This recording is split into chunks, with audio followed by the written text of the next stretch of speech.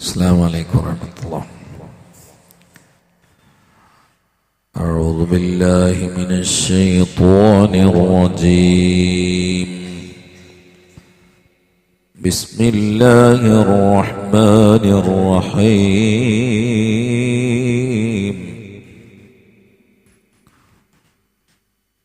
واضرب لهم مثل الرجلين جعلنا لأحدهما جنتين من أعناب وحففناهما بنخل.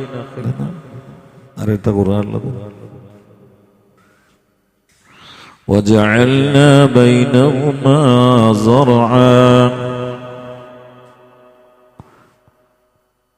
وكلتا الجنتين آتت أكلها ولم تظلم منه شيئا وفجرنا خلالهما نهرا وكان له ثمر فقال لصاحبه وهو يحاوره أنا أكثر منك مالا وأعز نفرا. ഇവിടെ മുതൽ ഒരു വലിയ സംഭവമാണ് അള്ളാഹു പറയുന്നത്. ബനു ഇസ്രായേൽ പഴയ കാലത്ത് സംഭവിച്ച രണ്ട് സഹോദരന്മാർക്കിടയിലുള്ള ഒരു സംഭവമാണ്. ഇതിൽ ആമുഖമായി മനസ്സിലാക്കാനുള്ളത്, ഖുർആനിൽ ഏതൊരു സംഭവം പറയുകയാണെങ്കിലും അതിൽ നബി സല്ലല്ലാഹു അലൈഹി വസല്ലമയ്ക്കുള്ള ഒരു സന്ദേശം ഉണ്ടാവും, സമകാലികർക്കുള്ള ഒരു സന്ദേശം ഉണ്ടാവും, വരാൻ പോകുന്ന ആളുകൾക്കുള്ള ഒരു സന്ദേശം ഉണ്ടാവും, എതിരാളികൾക്കുള്ള ഒരു മറുപടി ഉണ്ടാവും. അത് വെറുതെ ഒരു കഥയില്ലാത്ത കഥ പറയില്ല. ബന്ധമുള്ള കഥകളും ഗുണപാഠ നിർഭരമായ സംഭവങ്ങളും മാത്രമേ പറയൂ. ഇത് മക്ക ഖുറൈശികൾ ഒന്ന് നബി സല്ലല്ലാഹു അലൈഹി വസല്ലമയോട് തട്ടിക്കയറി, നിങ്ങളെ സദസ്സിൽ നിന്ന് അടിമകളെ, പാവങ്ങളെ, അവർണരെ എടുത്തൊഴിവാക്കണം, എന്നാലേ സവർണരായി ഞങ്ങൾ വരൂ എന്ന് പറഞ്ഞപ്പോൾ അവർക്കുള്ള അതിശക്തമായൊരു താക്കീത് പറയാൻ പോകുന്ന സംഭവത്തിലുണ്ട്. ഹബീബായ സല്ലല്ലാഹു അലൈഹി വസല്ലമയ്ക്കുള്ള ഒരു സന്ദേശമുണ്ട്, ഖിയാമത്ത് നാൾ വരെ വരാനിരിക്കുന്ന തലമുറകൾക്ക് പഠിക്കാനുമുണ്ട്. ഏത് സംഭവം അങ്ങനെ. നാളെ ഒരാൾ എന്നോട് ചോദിച്ചു, ഈ തബ്ബത്ത് അബീലബക്കപ്പോ ഖുർആൻ ഉണ്ടായിട്ട് നമുക്ക് എന്താ പഠിക്കാനുള്ളത് എന്ന് ചോദിച്ചു. ഒക്കെ അതിന്റെ നെസ്ഖയ്യാഞ്ഞെന്ന് ചോദിച്ചു.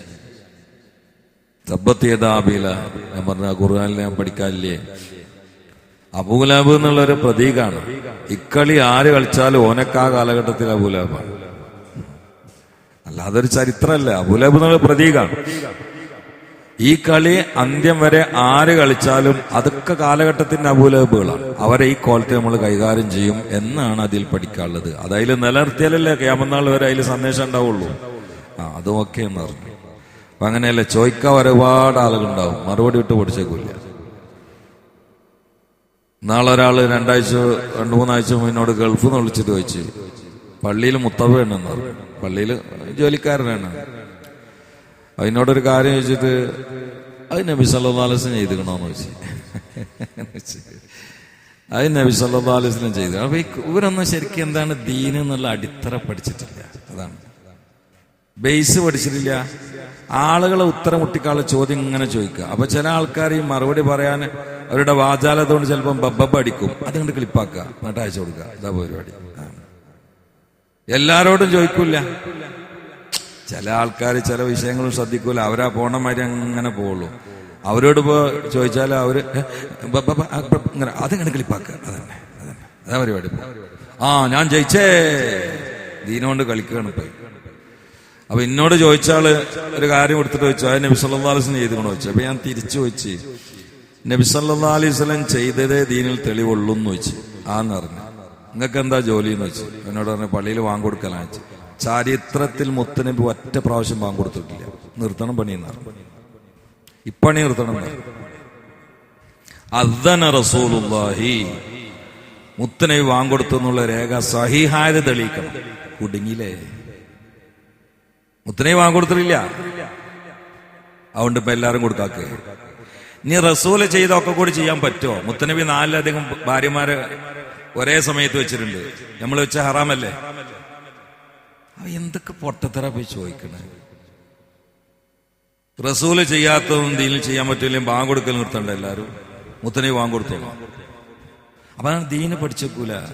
കുറെ കണ്ടമുണ്ടും ചോദ്യങ്ങൾ എങ്ങനെ. അപ്പൊ ഈ സാഹസിലൊക്കെ എത്ര ആൾക്കാർ മനോഹരമായി ചോദിക്കുന്നുണ്ട്. അന്വേഷണ ബുദ്ധിയാലല്ല ചോദിക്കണത്. അവർക്ക് ബോധ്യപ്പെടുന്ന മറുപടിയിൽ അവർ മൗനികളുമുണ്ട്. അതാണ് പഠനം. തർക്കിച്ചിട്ട് എന്തോ കാര്യം? എന്നാ അത്തരം സാഹസിൽ വന്നിട്ട് ശരിക്കും ഒന്ന് ചോദിച്ച് മനസ്സിലാക്കൂ, ഔട്ട്. അല്ലെ റൂമിൽ വന്നിട്ട് ചോദിച്ച് മനസ്സിലാക്കിയാൽ മതി, ഔട്ടില്ല. തർക്കിക്കുക, സമയം കളയാം. അതിലൊന്നും നമ്മൾ ആരും സമയം കൊടുക്കരുത്. ഉള്ള അമലേറ്റ് പോവുക. ഈ ചോദ്യം എല്ലാവരും കേൾക്കണ്ടല്ലോ. സ്വഹീഹായ രേഖ കൊണ്ടുതന്നെ മുത്തനബി ബാങ്ക് കൊടുത്തു എന്നുള്ളത് ഒന്ന് കൊണ്ടുവരും. ബാക്കി ഞാൻ ആയിക്കോളാം. റസൂല് ബാങ്ക് കൊടുത്തു എന്നുള്ളതിന് രേഖ കൊണ്ടിട്ട് കൊടുത്തിട്ടില്ല. ബാങ്ക് കൊടുക്കൽ സുന്നത്തല്ലേ? സുന്നത്താണ്. അത് മുത്തനബി ചെയ്യണോ? ചെയ്യണ്ട. അപ്പൊ ദീനിന്റെ അടിസ്ഥാനം ഒന്ന് മനസ്സിലാക്കുക. എന്താണ് ദീനെന്ന് മനസ്സിലാക്കുക. എന്നിട്ട് ചോദ്യം ചോദിച്ചാൽ കാര്യങ്ങളൊക്കെ ബോധ്യപ്പെടും. അല്ലാതെ കുറച്ച് ആൾക്കാർ മുങ്കറിനെ കീറും, പ്രഭാഷകന്മാര് മയ്യത്തും ആയപ്പോ ഇത് എങ്ങനെ നടക്കണം? തിരിച്ചങ്ങോട്ട് ചോദിക്കണതിലൊന്നും മറുപടി ഇല്ല. അതന്നെ. അള്ളാഹു കാത്തുരക്ഷിക്കട്ടെ. അപ്പൊ അതുപോലെയാണ് ഈ അബൂലഹബിന്റെ കാര്യം ചോദിച്ചത്. ആനക്കാരും പോലും ചോദിക്കണേ, എവിടുന്നോ കേട്ടാണ്. അബൂലഹബിന്റെ സംഭവങ്ങളൊക്കെ ഇപ്പൊ പറഞ്ഞിട്ട് എന്താ കാര്യം? കാര്യമില്ലേ? കാരണം അതൊരു അബൂലഹബിൽ ഒതുങ്ങുന്നതല്ല. അബൂലഹബ് പ്രതീകാണ്. ഇക്കളി ആര് കളിച്ചാലും ഖിയാമത്ത് വരെ ഓൻ ആ കാലഘട്ടത്തിന് അബൂലഹബ് തന്നെയാണ്. സന്ദേശല്ലേ? അതിന് ഈ കഥ അവിടെ വേണ്ടേ? എന്നുപോലെയാണ് ഈ ചരിത്രം.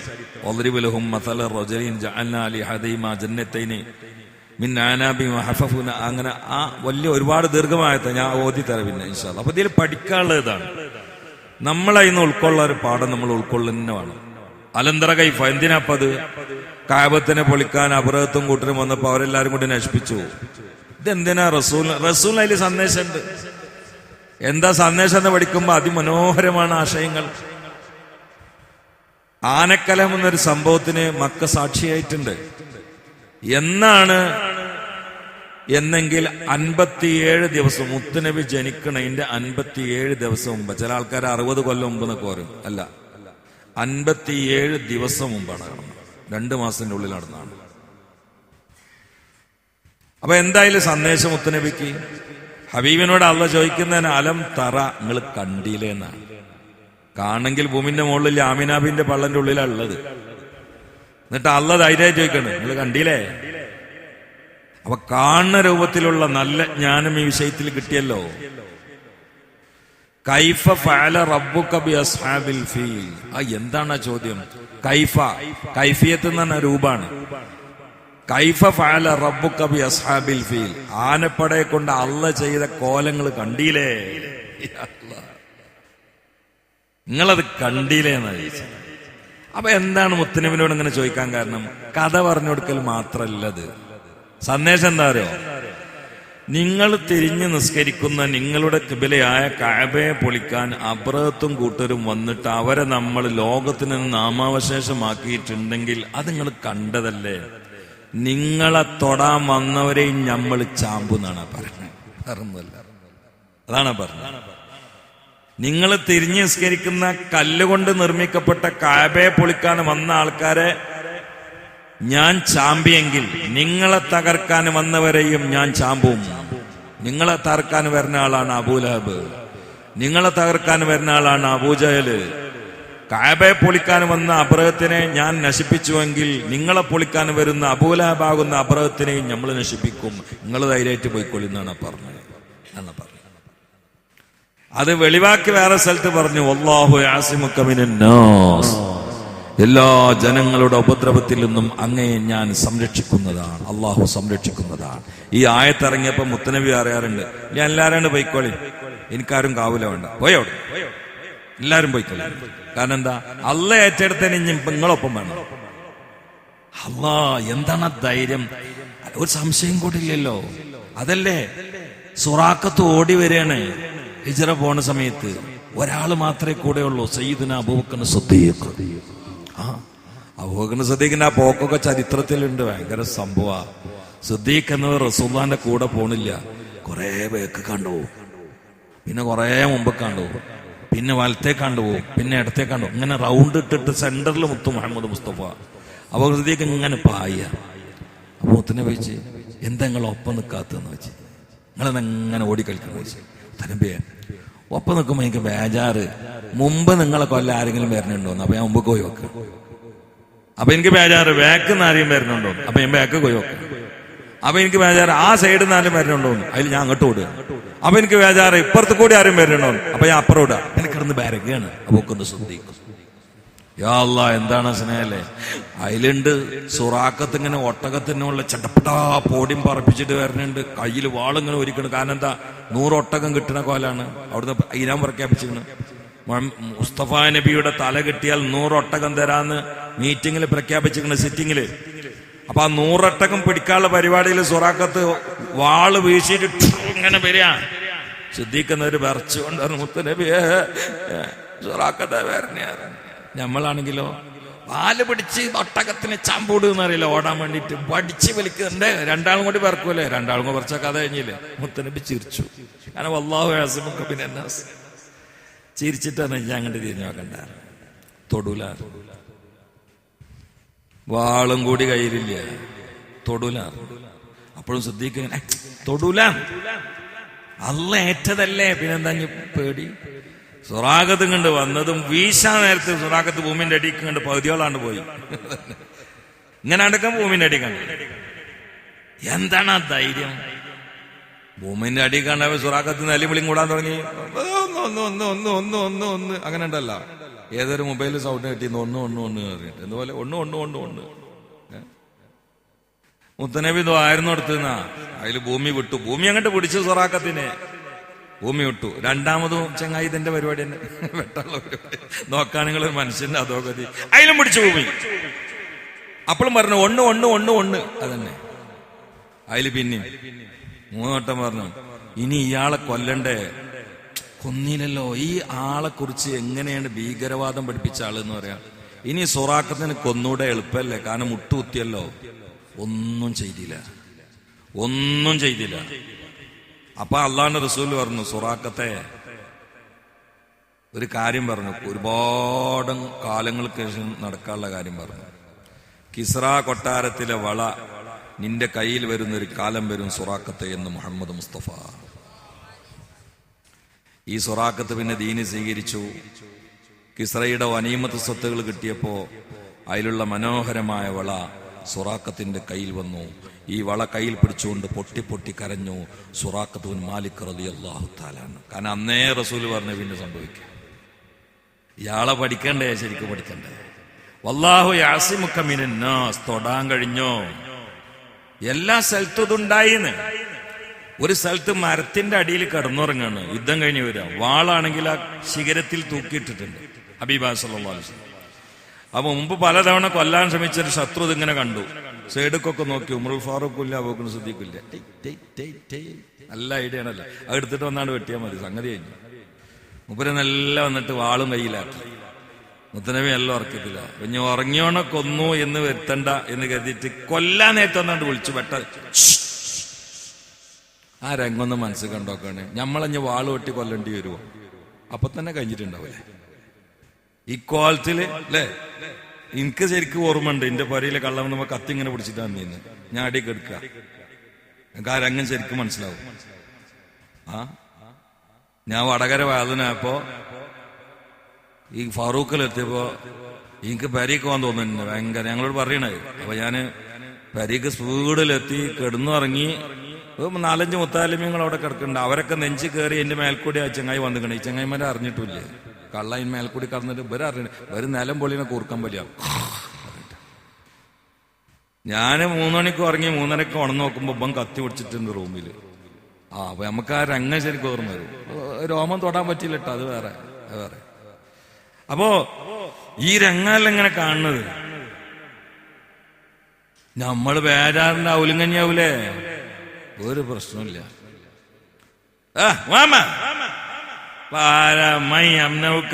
ബുഖാരിമാ റിപ്പോർട്ട് ചെയ്ത ഹദീസാട്ടോ, ഇത് വെറും കഥയല്ല. മൻ യംനഉക മിന്നി, ഈ വലിയ പടച്ചവന്റെ വർത്താനം പറഞ്ഞു നടക്കണ്ടല്ലോ. ഇപ്പൊ ആരാന്നെ സഹായിക്കാൻ? ഇപ്പൊ കൊല്ലു ഞാൻ. മുത്തനബി പറഞ്ഞു മൻ യംനഉക മിന്നി എന്നല്ല വെച്ച്, ഇന്നാരാ സഹായിക്കാൻ? അല്ലാഹ്. അതിൽ ചെങ്ങാന്റെ കയ്യിൽ നിന്ന് വാളാണ്ട് വീണു, മുമ്പെന്ന് മൂത്രാണ്ട് പോയി. പിന്നെ മറ്റേത് ഞാൻ പറയണ്ട, അത് ഉണ്ടായിക്കണേ, നിങ്ങൾ അങ്കൽപ്പിച്ചാൽ മതി. ത്രിബിൾ അടിച്ച് 3 കൂടി വെപ്പാ. ഏതെങ്കിലും ഒന്നാണെങ്കിൽ തരക്കടില്ല, 3 വണ്ടി കിടന്നു. അതിലാകെ കയ്യും കാലും വരച്ചിട്ട് അട്ടന്റെ മുഖത്ത് 100 വെച്ചാൽ ഇങ്ങനെ നിൽക്കുക. ആകെ എന്തേ ഇവിടെ പറഞ്ഞിട്ടുള്ളൂ, ഇന്നെ രക്ഷിക്ക അല്ലുണ്ട് എന്ന് പറഞ്ഞിട്ടുള്ളൂ, വേറെ ഒന്നുമില്ല. ഒരു വാള് കൊടുത്തിട്ടില്ല. ഉറക്കൽ ഇങ്ങനെ അല്ലാന്നാണ്ട് പറഞ്ഞു. അതില് ചെങ്ങായിന്റെ കൈ നൊക്കാണ്ട് വീണു. വിറച്ചിങ്ങനെ നിൽക്കുമ്പോ മുത്തുനബി ഒറ്റയ്ക്കുള്ളൂ, ആരുമില്ലാന്ന് വിറച്ചൊക്കെ മുത്തുനബി വാളെടുത്ത്, നീ വെട്ടണില്ലട്ടോ, അല്ല ഇപ്പൊ അന്നെ സഹായിക്കപ്പ ആരാളുള്ളതെന്ന് വെച്ച് അതില് അത് നിങ്ങൾ തന്നെയാണ് പറഞ്ഞു. എന്നെ സഹായിക്കാൻ നിങ്ങൾ തന്നെയുള്ളു, വേറെ ആരുമില്ല. അപ്പൊ ദൈവത്തെ അടുത്ത് എന്നാ പിന്നെ നാളെ രക്ഷപ്പെടണമെങ്കിൽ മുസ്ലിം ആയിക്കോ, അത് നമുക്കാവില്ല. എന്നിട്ട് വെട്ടിയോ, ഇല്ല എന്നാ ഈ എന്റെ വൈക്ക് പോയിക്കോ. ഇയാള് നാട്ടിൽ പോയിട്ട് പറഞ്ഞ എന്താ അറിയോ, ഇന്ന് ഞാൻ ലോകത്തെ ഏറ്റവും നല്ല മനുഷ്യന്റെ അടുത്താണ് ഇപ്പൊ വരുന്നത്. അതാണ് മുഹമ്മദ് റസൂലുള്ളാഹി. ഇന്ന് ലോകത്ത് ജീവിച്ചിരിക്കുന്ന ഏറ്റവും ഹൈറായ വ്യക്തിന്റെ അടുത്താണ് ഇപ്പൊ ഞാൻ വരുന്നത്. മുസ്ലിം ആയിട്ടുമില്ല, സുൽത്താന് പഠിക്കണ്ടേ നമ്മള് സല്ലല്ലാഹു അലൈഹി വസല്ലം. അപ്പൊ ഹബീബിന് അല്ലാഹു തആല ഏത് ചരിത്രം കൈമാറിയാലും അതിന്റെ പിറകിൽ ഒരുപാട് പഠിക്കാനുണ്ടാവും. അങ്ങനെ ഒരു ബൃഹത്തായ ചരിത്രമാണ് വദ്രിബ് മസല റജുലൈനി ലിഅഹദിമ ജന്നത്തൈനി ജഅൽനാ ലിഅഹദിമ ജന്ന. ആ ഒരു ചരിത്രം, അങ്ങനെയുള്ള ഗുണപാഠ നിർഭരമായ ഒരു ചരിത്രമാണ്. നമ്മൾ സാധാരണ പറയുന്ന സുബഹിക്കേശുള്ള പരിമിതമായ സമയം ആയതുകൊണ്ട്, ചരിത്രം വിശാലമായതുകൊണ്ട് ചരിത്ര ഉദ്യാനത്തിലേക്ക് നാളെ കടക്കാവുന്നതാണ്. അള്ളാഹു തൗഫീഖ് ചെയ്യട്ടെ. സ്വല്ലല്ലാഹു അലാ മുഹമ്മദ് സ്വല്ലല്ലാഹു അലൈഹി വസല്ലം. സ്വല്ലല്ലാഹു അലാ മുഹമ്മദ് സ്വല്ലല്ലാഹു അലൈഹി വസല്ലം.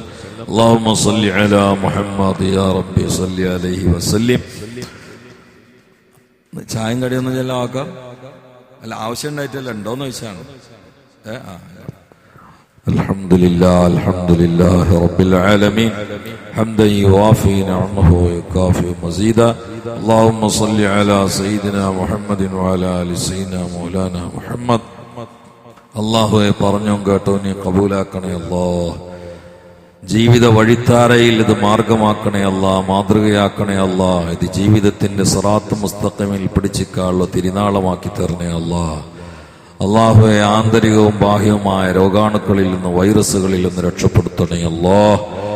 പടച്ചോനെ, ശരീരത്തിൽ നീ കാര്യമായ തടസ്സങ്ങളൊന്നും ഉണ്ടാക്കല്ലേ അല്ലാ. ദഅവത്തോ ഞങ്ങളുടെ ജോലികളോ മുടക്കല്ലേ തമ്പുരാനെ. അതിനുള്ള പ്രയാസങ്ങൾ ഓരോ അവയവങ്ങളിലും നീ നൽകല്ലേ അല്ലാ. അല്ലാഹുവേ ഉള്ളത് നീ ഒഴിവാക്കി തരണേ അല്ലാ. എല്ലാ ബ്ലോക്കും നീക്കണേ അല്ലാ, എല്ലാ മങ്ങിച്ചയും നീക്കണേ അല്ലാ, എല്ലാ വേദനയും നീക്കണേ അല്ലാ, എല്ലാ പ്രശ്നങ്ങളും പരിഹരിക്കണേ അല്ലാ. സഹിക്കാൻ കഴിയാത്ത പ്രതിസന്ധിയിൽ തളർത്തിക്കിടത്തല്ലേ അല്ലാ. ഞങ്ങളെ വേറൊരാൾക്കും നീ ഭാരമാക്കല്ലേ അല്ലാ, മറ്റുള്ളവരെ ഞങ്ങൾക്കും ഭാരമാക്കല്ലേ അല്ലാ. ഉത്തരവാദിത്തം പൂർത്തിയാവാതെ കട്ടിലിൽ കിടക്കുന്ന അവസ്ഥ നൽകല്ലേ അല്ലാ. മരിക്കുന്ന മുമ്പ് സഹിക്കാൻ കഴിയാതെ പെടയുന്ന കിടത്തത്തിൽ നിന്ന് രക്ഷപ്പെടുത്തണേ അല്ലാ. കിടക്കുന്നവരെ മോചിപ്പിക്കണേ അല്ലാ. പരീക്ഷണത്തിൽ നിന്ന് ഒഴിവാക്കി തരണേ അല്ലാ. തകർക്കല്ലേ തമ്പുരാനെ, തളർത്തല്ലേ തമ്പുരാനെ. നിന്റെ അദാബിന്റെ ചാട്ടവാർ ഈ അടിയങ്ങളായ പാവങ്ങളുടെ മേൽ ഇനി ഓങ്ങല്ലേ അല്ലാ. നിന്റെ ഔദാര്യത്തിന്റെ വാതിലുകൾ തുറന്നേരണേ അല്ലാ. അമലുകൾ വളരെ കുറവാണ്, ദോഷങ്ങൾ കുന്നുകൂടി കിടക്കുകയാണ്, വിവരക്കേടിന്റെ ബഹറിലാണ്. ഞങ്ങളെ നിന്റെ ഔദാര്യം കൊണ്ട് സലാമത്താക്കണേ അല്ലാ. അള്ളാഹുവെ സയ്യാത്തൊക്കെ ഹസനാത്താക്കി തബ്ദീൽ ചെയ്യണേ അല്ലാ. ഇബുകളൊക്കെ മറക്കണേ അല്ലാ. രോഗങ്ങളൊക്കെ ശിഫയാക്കണേ അല്ലാ. കടങ്ങളൊക്കെ വീട്ടണേ അല്ലാ. റൂട്ട് മാപ്പ് നന്നാക്കി തരണേ അല്ലാ. സ്വഭാവികളാക്കണേ അല്ലാ. ക്ഷമ നൽകണേ അല്ലാ. ആവശ്യമില്ലാത്ത ചറവറായിലൊന്നും പെടുത്തല്ലേ അല്ലാ. ഒരാൾക്കും ഞങ്ങൾ ശത്രുക്കളാക്കല്ലേ അല്ലാ. ആരെയും ഞങ്ങൾക്ക് ശത്രുക്കളാക്കല്ലേ അല്ലാ. ശത്രുക്കളെ മിത്രങ്ങളാക്കി തരണേ അല്ലാ. വിശാല മനസ്കത നൽകണേ അല്ലാ. എളിമ നൽകണേ അല്ലാ. പടച്ചോനെ സാസുനെ കബൂലാക്കണേ അല്ലാ. അള്ളാഹുവെ ഈ മഹലിനെയും ചുറ്റുഭാഗത്തുള്ള മഹല്ലുകളെയും നിന്റെ ദീനിന്റെ പൊരുത്തത്തിലായി വെളിച്ചത്തിലാക്കി തരണേ അല്ലാ. ഞങ്ങളിൽ നിന്നൊക്കെ വിട പറഞ്ഞ് കബറുകളിൽ കിടക്കുന്ന പ്രത്യേകിച്ച് മാതാപിതാക്കൾ, ഗുരുവിനോ, ഞങ്ങളെ പഠിപ്പിച്ചവർ, ഞങ്ങൾ പഠിപ്പിച്ചവർ, ഞങ്ങളെ കൂടെ പഠിച്ചവർ, പഠിക്കുമ്പോൾ സഹായിച്ചവർ, സേവിച്ചവർ, ഭക്ഷണം നൽകിയവർ, എല്ലാ നിലക്കും സഹായിച്ച ആളുകൾ പലരും ഖബറിലാണ്. അവർക്കൊക്കെ മഗ്ഫിറത്തും റഹ്മത്തും നൽകണേ അല്ലാ. പ്രത്യേകിച്ച് പള്ളിയുടെ ചുറ്റുഭാഗത്തുള്ള ഉമ്മനീങ്ങളും ഉമ്മിനാത്തിനൊക്കെ പുറത്തു കൊടുക്കണേ അല്ലാ. അല്ലാഹുമ്മ അൻസുർ ഉമ്മത്ത സയ്യിദിനാ മുഹമ്മദ് വറഹ്മത്ത സയ്യിദിനാ മുഹമ്മദ് തജാവസ് അൻ ഉമ്മത്തി സയ്യിദിനാ മുഹമ്മദ് اجعلنا من خيار أمته ومن محبيه. ربنا تقبل منا إنك أنت السميع العليم وتب علينا إنك أنت التواب الرحيم. آمين برحمتك يا أرحم الراحمين. وصلى الله تعالى وسلم على خلق سيدنا محمد وعلى آله وصحبه أجمعين. سبحان ربك رب العزة عما يصفون وسلام على المرسلين والحمد لله رب العالمين.